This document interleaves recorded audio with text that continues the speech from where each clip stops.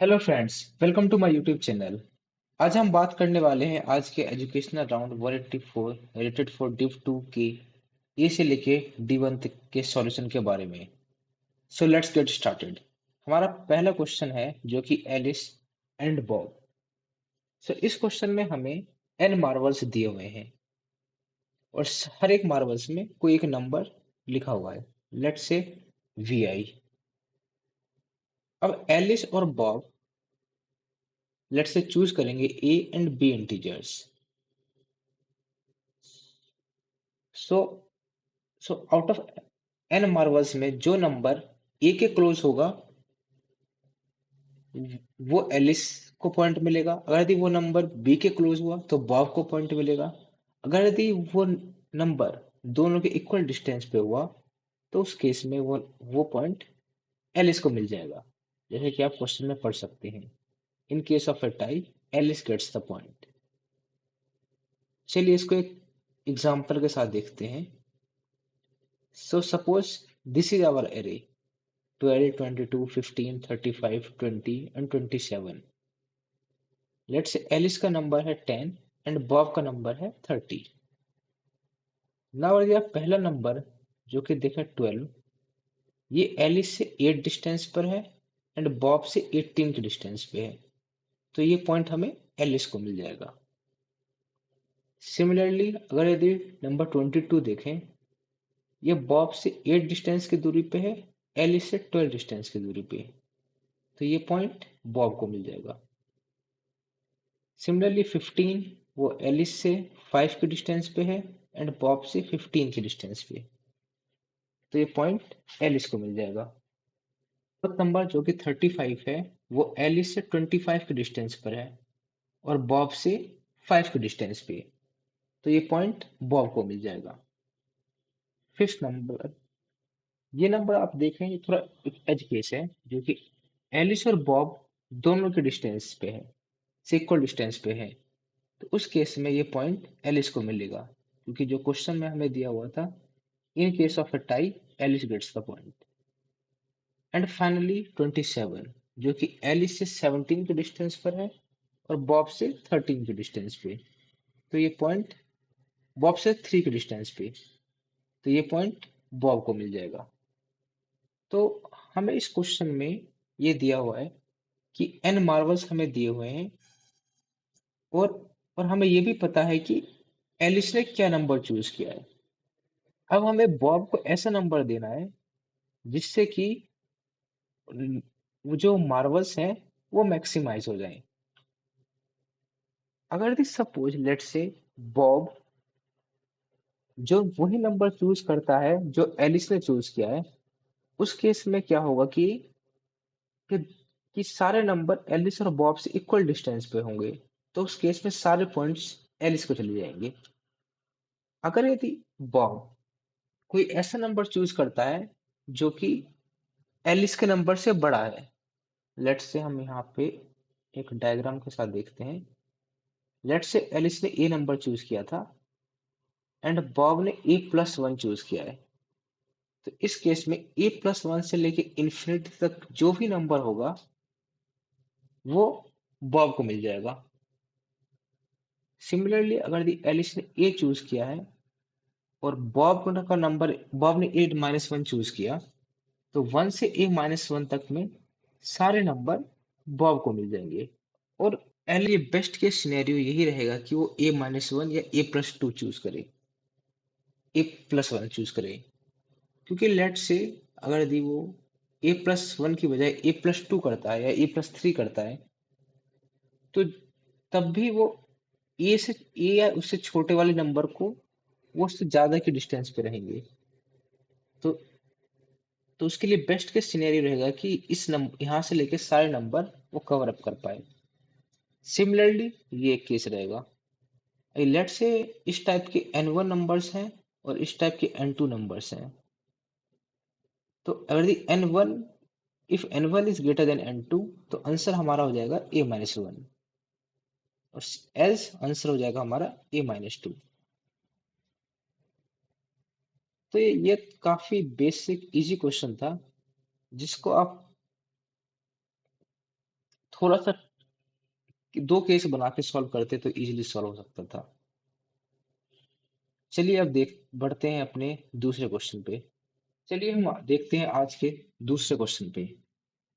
There is a river flowing in front of Monocarp's house, which can be represented as a strip of cells. In some cells, there is a strong current, while in some cells, there is no current. It can be represented as a string S consisting of following characters. अगर यदि ऐसे हमारा leftward direction में है तो इसका मतलब है कि करंट लेफ्ट डायरेक्शन में फ्लो कर रहा है। अगर यदि ग्रेटर देन साइन है तो इसका मतलब है कि वो राइटवर्ड डायरेक्शन में फ्लो कर रहा है। और एस्टेक्स का मतलब है कि वो कोई भी डायरेक्शन में फ्लो नहीं कर रहा। At first monocarp chooses the cell to start his journey along the river at। तो मोनोकार्प कोई भी एक स्टार्टिंग पोजीशन चूज करेगा जहां से वो अपनी जर्नी स्टार्ट करेगा। If there is a current in the cell where monocarp is at that moment, he is carried to the neighborhood cell in the direction of current. If there is no neighbor cells, monocarp ends up at the shore. Each move takes 1 minute. सो अगर यदि let's say मोनोक्राप इस position पे let's say इस वाले example में third position से start करता है तो वो लेफ्ट डायरेक्शन में जाते जाते जाते यहाँ पहुंच जाएगा, जो कि उसको लगेगा 3 सेकेंड 3 मिनट्स।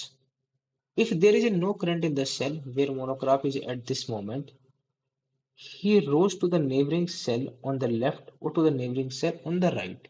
तो अगर यदि कोई करंट नहीं है उसमें तो या तो वो लेफ्ट डायरेक्शन में चला जाएगा या तो राइट डायरेक्शन में चला जाएगा। Monocrop wants to sail along the river for as long as possible। तो मोनोक्रॉप चाहता है कि वो मतलब जितना टाइम हो वो रिवर में ही रहे। इफ यदि वो इनफाइनाइट टाइम तक रिवर में रहता है तो हमारा आंसर -1 हो जाएगा। अदरवाइज हमें मैक्सिमम टाइम प्रिंट करना होगा जो मोनोक्रॉप उसमें सेल करेगा। तो चलिए इसको हम देखते हैं। तो इस क्वेश्चन को हम यदि ध्यान से देखेंगे तो ऐसे हमारे पास 4 केसेस आएंगे जहां पे मोनोग्राफ इनफाइनाइट टाइम तक रिवर में रह सकता है। पहला केस है स्टार स्टार। यदि स्टार स्टार कहीं भी आ गया तो एक कहीं से भी स्टार्ट करे तो एक स्टार को लेके वो लेफ्ट आ जाएगा और एक स्टार को लेके फिर वो राइट चला जाएगा। तो इस तरीके से हमारा एक साइकिल बन जाएगा और वो इनफाइनाइट टाइम तक चलता रहेगा। सेकंड होगा कि स्टार और लेस देन साइन। तो स्टार का यूज करके वो राइट साइड में आ जाएगा और लेफ्ट और लेस देन साइन का यूज करके वो लेफ्ट साइड में आ जाएगा। तो ये भी इनफाइनाइट टाइम्स तक चलेगा। सिमिलरली आप थर्ड वाला केस दे सकते हैं, वो ग्रेटर देन साइन यूज करके राइट साइड में आ जाएगा और स्टार यूज करके वो लेफ्ट साइड में आ जाएगा। और fourth case again greater than sign use करके वो राइट साइड में आ जाएगा और लेस देन साइन यूज करके वो लेफ्ट साइड में आ जाएगा। तो अगर यदि पूरे स्ट्रिंग में कहीं भी कंसेक्यूटिव स्ट्रिंग्स हमारा इस टाइप का कुछ भी मिला तो एक तरीके से ये लूप बन जाएगा जिसका आंसर हमारा -1 होगा। अगर यदि अब इन चार ऐसा सब स्ट्रिंग हमें कहीं नहीं मिलता है तो हमारे पास कुछ केसेस बनेंगे जहां पे ऐसा हो सकता है। तो हमारे पास टू काइंड्स ऑफ केसेस बन सकते हैं। फर्स्ट टाइप का केसेस होगा मतलब कुछ greater than science, let's say x1 greater than science and 0 to 1 star. क्योंकि अगर ये 2 स्टार हुए तो वैसे ही हमारा साइकिल बन जाएगा। और इसके बाद अगर एक और लेफ्ट हैंड साइड आया तो भी हमारा वो साइकिल बन जाएगा। तो इस टाइप का सबस्ट्रिंग्स अगर यदि कहीं भी बन रहा है मतलब लेट्स से मैं इसको कोड के साथ दिखाने की कोशिश करता हूँ तो आपको थोड़ा और अच्छे समझ में आ जाएगा। तो जैसा कि आप देख सकते हैं ये कोड मैंने वैसे जावा लैंग्वेज में लिखा हुआ है। तो अगर यदि हमारा कंसेक्यूटिव स्ट्रिंग्स जो 4 केसेस हमारे दिए हुए थे उनमें से कोई हुआ तो हम रिजल्ट को फॉल्स कर देंगे और if result is false then हम आंसर -1 प्रिंट कर देंगे। अब दूसरा केस देखते हैं हम। अगर यदि हमारे पास कैरेक्टर या तो लेस देन साइन या स्टार, इनमें से कुछ भी आ रहा है, तो हम काउंटर ऑफ n1 इंक्रीज कर देंगे, एल्स ब्रेक कर देंगे, जो कि हमारा था फर्स्ट केस। इसमें आप ये देख सकते हैं कि कभी भी इस टाइप का केस हमारा कभी नहीं बनेगा, लेट्स से, क्योंकि ये इस केस को वायलेट कर देगा। ना ही हमारा कभी इस टाइप का केस बनेगा। तो ये सब केस अपने आप ऑटोमेटिकली एज केस में हैंडल हो जा रहे हैं। सेकंड वाला यदि हम देखते हैं, हम एंड से स्टार्ट करेंगे और कैरेक्टर अगर यदि हमारा ग्रेटर देन साइन और स्टार में से होगा, तो हम काउंटर ऑफ n2 बढ़ा देंगे। तो ये हमारे सेकंड वाला केस है। इसमें भी आप देख सकते हैं कि cases like this, sorry, cases like this और यू कैन से दिस, ये केसेस हमारे ऑटोमेटिकली हैंडल हो जा रहे हैं, क्योंकि इस टाइप का कुछ केस बना तो ये इनफाइनाइट लूप में चल जाएगा। तो इन ए वे इस टाइप के स्टार्टिंग के और इस टाइप के एंड एंड के यहाँ पे कहीं पे भी किसी एक केस में मोनोग्राफ बैठेगा और वो स्टोर तक चला जाएगा। सो हमें इन दोनों का सिंपली मैक्सिमम ले लेना होगा। अगर इस क्वेश्चन में अभी भी आपको कोई डाउट हो तो आप कमेंट कर सकते हैं, मैं इसको रिजॉल्व करने की कोशिश करूंगा। चलिए अब हम देखते हैं हमारे आज के तीसरे प्रॉब्लम के बारे में, जो कि है रेंज ऑपरेशन।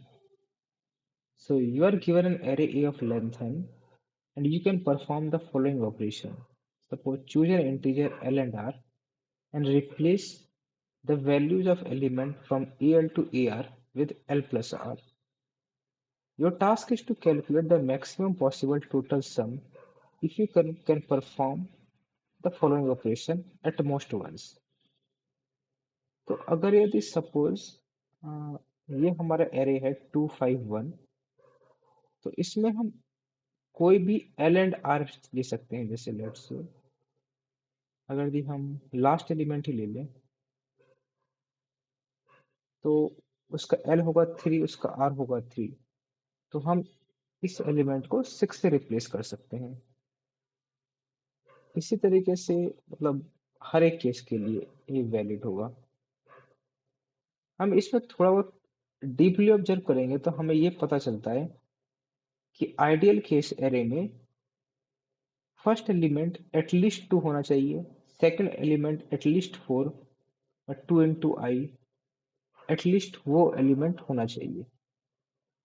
और सपोज हमारा इनिशियल एरे करंट एरे दिया हुआ है, लेट्स से ये, तो हम इससे एक डिफरेंस एरे निकाल सकते हैं, जो कि होगा ideal case array minus current array. तो अब ये हमारा जो डिफरेंस एरे है, इस एरे का इस एरे में जो मैक्सिमम सब एरे का सम है, उतना नंबर हम इंक्रीज कर सकते हैं टू और the sum of already current array. तो इसका सब एरे का मैक्सिमम सम हम इसी निकाल पाएंगे using Cadence algorithm, and current सम का हम स्टार्टिंग में ही कैलकुलेट कर लेंगे, तो हमारा फाइनल आंसर हो जाएगा sum of current array plus maximum sub array sum of difference array. इसको हम अगर कोड के साथ देखें तो हमने n इनपुट ले लिया है, एक एरे इनपुट ले लिया है, सम हमारा हो जाएगा sum of all the elements. Ideal case में एरे एरे की वैल्यू होगी 2 इंटू आई। ना इससे हम डिफरेंस एरे निकाल लेंगे, जो कि होगा डिफरेंस होगा ideal array minus ER at -1। और हम कार्डेंस एल्गोरिथम ऑलरेडी यहीं पे लगाना शुरू कर देते हैं, जो कि होगा prefix at I equal to prefix at I -1 plus difference. अगर ये किसी भी पॉइंट पे अगर भी प्रीफिक्स 0 से छोटा होगा, तो हम प्रीफिक्स को 0 कर देंगे। और टोटल हो जाएगा हमारा, मतलब कितना हमारा आंसर इंक्रीज होने वाला है, वो max of total comma prefix at I. And finally हम सम को में टोटल ऐड करके प्रिंट करा देंगे। यदि इस प्रॉब्लम में आपको कोई भी डाउट हो तो आप कमेंट कर सकते हैं, मैं इसको थोड़ा और डिटेल में समझा दूंगा। चलिए हम देखते हैं आज के अगले प्रॉब्लम जो कि है D1। ये हमारे easy version of the problem है। इस वर्जन में हमारा x लेस देन 10⁵ है। सो हमारे पास 1 से लेके 10⁻12 तक के नंबर दिए हुए हैं, और हमारे पास हमें x ऑपरेशंस परफॉर्म करना है, और हमें हमें y एंड k भी दिया हुआ है। y का मतलब ये है कि हम लेट्स से सपोज ये एग्जांपल देखते हैं, suppose y is 3। So initially let's say यहाँ से 10⁻12 तक नंबर दिया होगा, तो अब हमें हर एक थर्ड एलिमेंट को रिमूव करना है। तो third element, six element, ninth element, twelfth element and so on. Now अब जो बचे हुए एलिमेंट्स बचे हैं, उनमें से अगेन 3 के मल्टीपल्स के एलिमेंट, थर्ड के मल्टीपल के एलिमेंट जिस पोजीशन पे है वो रिमूव करना है। सो अब फोर्थ नंबर जो है वो थर्ड पोजीशन पे आ रहा है, एट्थ नंबर है वो सिक्स्थ पोजीशन पे आ रहा है, सिमिलरली 13th नंबर जो होगा वो नाइन्थ पोजीशन पे आ रहा होगा। तो ये वाले नंबर हम रिमूव कर देंगे। इस ये ऑपरेशन हमें टोटल x टाइम्स परफॉर्म करना है, और x टाइम परफॉर्म करने के बाद जो हमारा kth नंबर होगा वो हमें फाइनली प्रिंट कर देना है। और अगर यदि हमारे पास k से कम नंबर होंगे तो हम सिंपली उसमें -1 प्रिंट कर देंगे। तो चलिए इसको हम देखते हैं किस तरीके से करेंगे। तो इसका हमारा सिंपल लॉजिक होगा कि हम बाइनरी सर्च यूज करेंगे। हम कोशिश करेंगे कि फाइंड करने की क्या मिड हम कोई एक नंबर ये आंसर हो सकता है। तो लेट्स से हम किसी एक नंबर जो कि मिड है, लेट्स से वो हमारा आंसर है कि नहीं, तो हम उस मिड तक हम X operations try to perform करेंगे। तो अगर यदि हम उस मिड में एक्स ऑपरेशंस परफॉर्म करते गए, तो फाइनली हमारे पास कितने नंबर बचेंगे वो परफॉर्म करने के बाद। लेट्स से हमारे पास p नंबर्स बचे, तो अगर यदि p ग्रेटर देन k होगा, अगर यदि हमारे पास k से ज्यादा नंबर बचे हैं, तो आंसर हमारा लेफ्ट साइड में आएगा। सॉरी, इसको राइट नहीं, ये हमारा लेफ्ट साइड में होगा। और अगर यदि p स्मॉल है तो हमारा राइट साइड ऑफ मिड होगा। अगर यदि p k के इक्वल आ जाए, तो हम ये बस चेक कर लेंगे क्या ड्यूरिंग x कोई भी स्टार्टिंग के x ऑपरेशंस में क्या हमारा लास्ट नंबर रिमूव हुआ था। अगर यदि हुआ था तो आंसर हमारा लेफ्ट साइड ऑफ मिड में आएगा, वरना मिड ही आंसर होगा। इसको हम थोड़ा और समझने की कोशिश करते हैं। लेट्स से हमारा मिड 30 था, y 6 है एंड x 4 है। तो तो अगर यदि हम, एक चीज है कि अगर यदि हम चेक कर रहे हैं कि 30 हमारा आंसर हो सकता है कि नहीं, तो 30 से एक्स्ट्रा नंबर हमें हमारे आंसर्स में कोई इफेक्ट नहीं डालेंगे, क्योंकि kth नंबर 30 है। If 30 is the answer, so 30 के बाद का number we don't care about. So let's say हमारे पास इनिशियली 30 नंबर है, तो हम लेट्स से y 6 है, तो हम टोटल इसमें से 5 नंबर को रिड्यूस कर देंगे एक पहले ऑपरेशंस में। तो हमारा अब टोटल हमारे पास बचेंगे let's say 25 number. Now again second time ये ऑपरेशन परफॉर्म करेंगे, तो we will be able to reduce 4 number. तो हमारे पास बचेंगे अब 21 नंबर्स।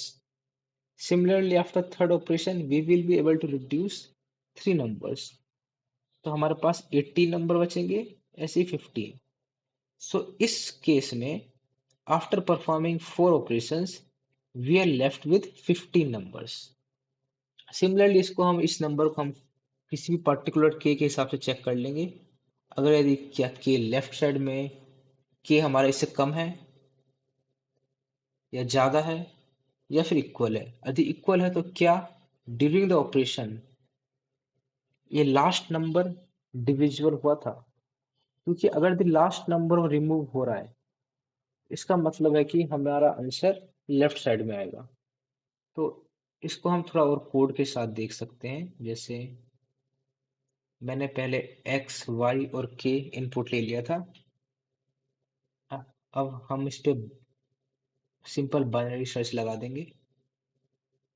ये बूलियन चेक इस करने के लिए है कि क्या लास्ट नंबर डिविजिबल हो रहा था during X operation. If dd modulus y is 0 then check को हम फॉल्स लगा देंगे। और इस तरीके से हम dd बाई वाई मतलब फाइनल नंबर्स निकाल लेंगे। अगर यदि फाइनल नंबर्स जो कि dd से रिप्रेजेंटेड है वो अगर k के इक्वल है तो उस केस में हम चेक करेंगे कि क्या ये नंबर मतलब लास्ट नंबर डिविजिबल हुआ था। अगर यदि हुआ था तो हम लेफ्ट साइड में आ जाएंगे। यदि नहीं हुआ था तो यही आंसर हो जाएगा हमारा। और अगर यदि similarly if total number where left is greater than के तो हम लेफ्ट साइड में आ जाएंगे, वरना राइट साइड में आ जाएंगे। इनिशियली रिजल्ट को हमने जीरो रखा है। अगर रिजल्ट फाइनली भी जीरो होगा तो मतलब कि हमारे पास के नंबर लेफ्ट नहीं बचे थे, तो उस केस में हम सिंपली -1 प्रिंट कर देंगे और फाइनली हम रिजल्ट को आउटपुट कर देंगे। अरे इस क्वेश्चन में या फिर आप किसी ए से लेकर डी तक के किसी भी क्वेश्चन में कोई भी डाउट हो तो आप उसको कमेंट में बता सकते हैं। मैं उसको और अच्छे से एक्सप्लेन करने की कोशिश करूंगा।